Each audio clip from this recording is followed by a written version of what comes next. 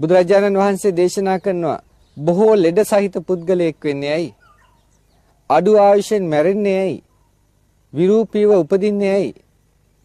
මේ වෙන කිසි දෙයක් නිසා නෙමෙයි. එවැනි ආත්ම භාව ලබන්නේ අනුන්ට හිංසා කිරීම, සත්ව ඝාතනය කිරීම. මේ නිසා. පින්වත්නි, කවුරු කොහොම කිව්වත් සමහරු කියනවා ඔහොම කළා බෑ ආර්ථිකය දියුණු කරන්න. ආර්ථිකය දියුණු කරන්න කුකුල්ලු ටිකක් හදා ගන්නට ඕනේ. මාළු ටිකක් ඇති කරලා මරන්නට ඕනේ.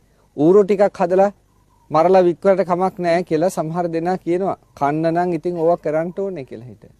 පින්වත්නි, කවදාවත් ඒක නම් හම්බ වෙන්නේ නැහැ. දියුණුවක් ලැබෙන්නේ නැහැ. මේක සාමාන්‍ය දැනීම.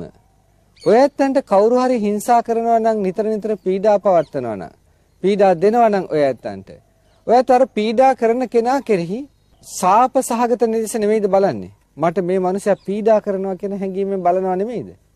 සතෙකුට උනත් එච්චරයි.